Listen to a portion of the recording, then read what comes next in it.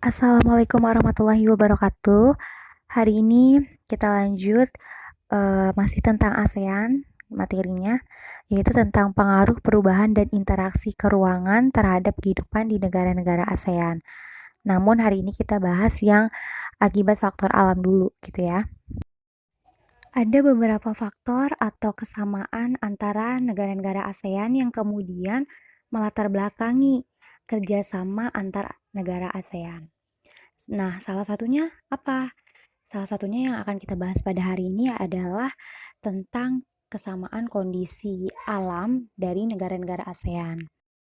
Faktor-faktor seperti kesamaan iklim gitu, kemudian struktur geologinya seperti struktur tanah, batuan, lempeng, kemudian ketersediaan sumber daya alam itu merupakan cenderung homogen di antara negara-negara ASEAN.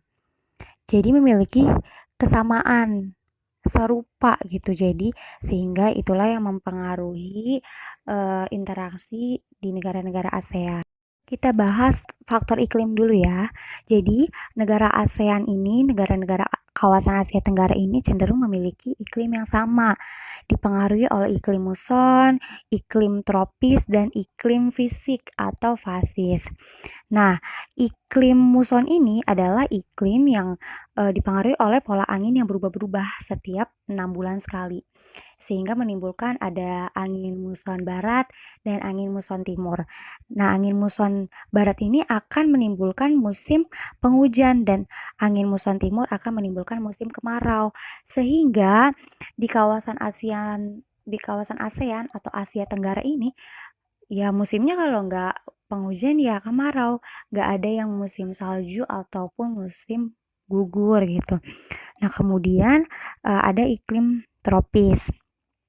Iklim tropis ini biasanya wilayahnya itu hangat dan mendapatkan sinar matahari sepanjang tahun gitu.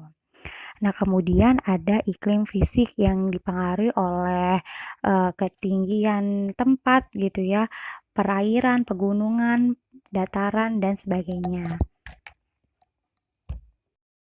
Nah, karena kesamaan iklim inilah jadi negara kawasan Asia Tenggara atau ASEAN ini punya potensi yang sama gitu ya. Termasuk salah satunya bencana gitu. Yang misalnya dipengaruhi oleh faktor-faktor klimatik tadi, faktor iklim. Contohnya itu waktu itu ada ini ya, kebakaran hutan, karhutla di Sumatera tahun 2015 gitu. Nah, hal inilah yang membuat kerjasama ini nih timbul sehingga negara-negara ASEAN itu memberikan bantuan kepada Indonesia untuk mengatasi kebakaran hutan ini gitu ya karena memang kita kan negaranya bertetangga ya. Jadi kita mengalami apa, dampaknya juga pasti akan sampai ke sana. Misalnya kayak waktu itu ada kebakaran hutan, eee, asapnya sampai ke negara Malaysia, Singapura gitu. Sehingga itulah yang melatar belakangi kerjasama gitu ya, bagaimana menanggulangi bencana akibat klimatik ini gitu. Kemudian ada juga bencana Filipina yaitu bencana badai Haiyan tahun 2014 gitu ya.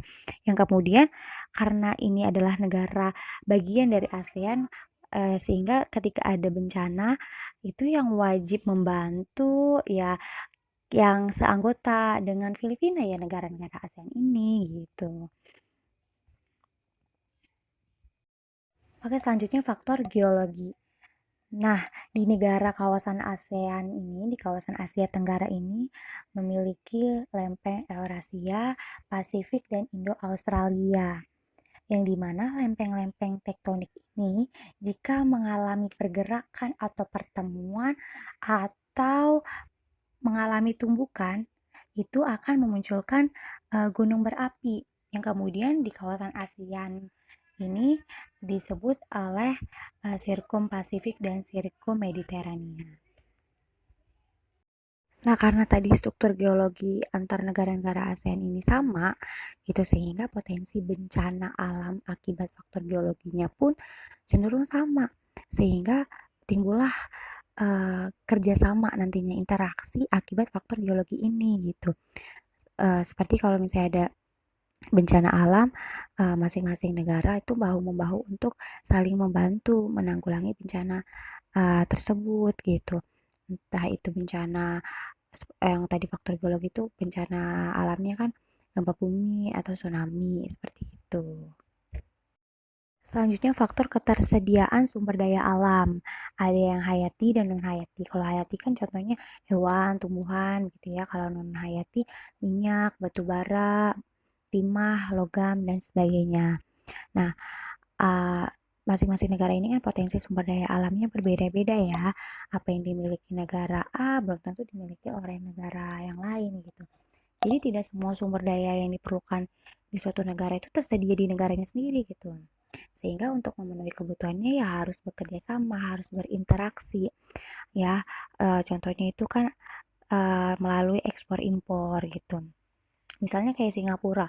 Singapura itu kan raja industri, tapi dia itu nggak bisa memenuhi kebutuhan barang tambang gitu, sehingga harus kerjasama, harus impor dari negara lain begitu.